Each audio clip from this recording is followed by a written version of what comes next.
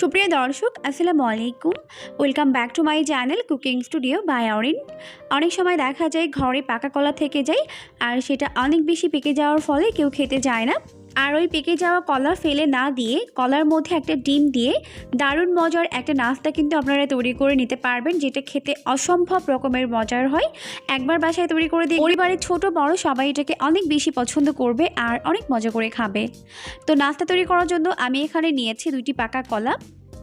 আর এটা কিন্তু অনেক বেশি পেকে যাওয়া কলা না, তো আপনারা কিন্তু চাইলে নর্মাল পাকা কলা দিয়েও এই নাস্তাটিকে তৈরি করতে পারবেন, আবার অনেক বেশি পাকা কলা দিয়েও এই নাস্তাটিকে তৈরি করে নিতে পারবেন। তো এখন আমি এই বোলের মধ্যে কলা দুইটাকে নিয়ে নিয়েছি। এরপর এর মধ্যে আমি একটি ডিম ভেঙে দিচ্ছি। এরপর এখন এর মধ্যে দিয়ে দিচ্ছি হাফ কাপ পরিমাণ চিনি। চাইলে কিন্তু মিষ্টির পরিমাপ আপনারা এখানে বাড়িয়ে বা কমিয়ে অ্যাড করতে পারবেন। কম মিষ্টি খেতে চাইলে এখানে 4 টেবিল চামচ পরিমাণ চিনি অ্যাড করে দিবেন। এরপর দিয়ে দিলাম 3 টেবিল চামচ পরিমাণ সয়াবিন তেল। এখন একটি কাঁটা চামচ দিয়ে কলাগুলোকে এইভাবে ম্যাশ করে নিচ্ছে। তবে আপনারা কিন্তু এখানে চাইলে কাঁটা চামচের পরিবর্তে এগুলোকে ব্লেন্ডার জারে নিয়ে 1 মিনিটের মধ্যেই ভালো মতো ব্লেন্ড করে নিতে পারবেন। তবে সবার বাড়িতে যেহেতু ব্লেন্ডার থাকে না, তাই সহজ পদ্ধতিতে কিভাবে তৈরি করবেন সেটাই দেখিয়ে দিচ্ছে। তো কাঁটা চামচ দিয়েও কিন্তু খুব সহজে কলার পেস্ট তৈরি করে নেওয়া যায়। তো এখন কলার সঙ্গে বাকি উপকরণগুলোকে খুব ভালো করে মিশিয়ে নিচ্ছে।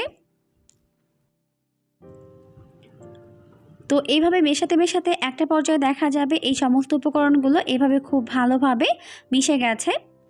তো এখন আমি এর মধ্যে বাকি উপকরণগুলোকে অ্যাড করে দিব। এখন এর মধ্যে দিয়ে দিচ্ছি প্রায় 1 চামচের 4 ভাগের 1 ভাগ পরিমাণ লবণ, আর দিয়ে দিচ্ছি প্রায় হাফ চামচের মতো ভ্যানিলা এসেন্স। এরপর এই সমস্ত উপকরণগুলোকে আবারও খুব ভালো করে একত্রে মিশিয়ে নিচ্ছে।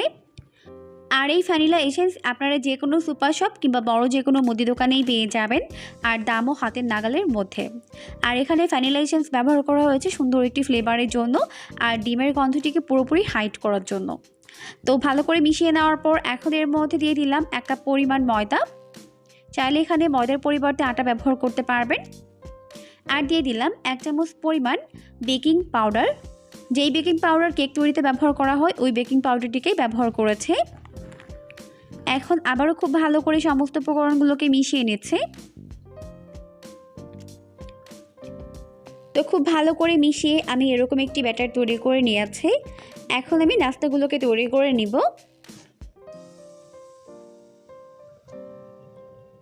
তো এই জন্য আমি এখানে একটি চামচ নিয়েছি আর এই চামচ দিয়ে 1 চামচ মেপে নিলাম। এখন চুলায় একটা প্যান বসিয়ে দিয়েছি আর যথেষ্ট পরিমাণে সয়াবিন তেল দিয়ে তেলটিকে খুব ভালোভাবে গরম করে নিয়েছি। এখন এর মধ্যে 1 চামচ পরিমাণ ব্যাটার দিয়ে দিলাম। তো এইভাবে আমি 1 চামচ করে মেপে মেপে নাস্তা শেপগুলোকে দিয়ে দিচ্ছি। আর চেষ্টা করবেন অবশ্যই মেপে ব্যবহার করার জন্য, এতে করে সবগুলো নাস্তা শেপ সমান হবে।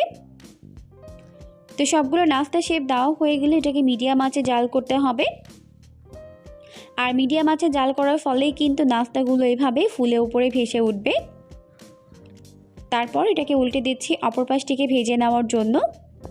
আর অবশ্যই কিন্তু চুলার আঁচটিকে মিডিয়াম ফ্লেমে রেখেই ভাজতে হবে, তাহলে ভেতর এবং বাইরে খুব ভালো মতো কুকড হতে পারবে।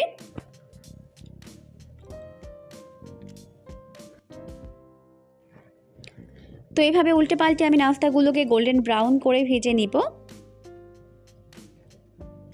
তো এখন ভাজা হয়ে গেছে। এখন আমি এইগুলোকে তেল ঝরিয়ে তেল থেকে উঠিয়ে নিচ্ছি। আর বাকি নাস্তাগুলোকেও সেমভাবেই ফ্রাই করে উঠিয়ে নিব।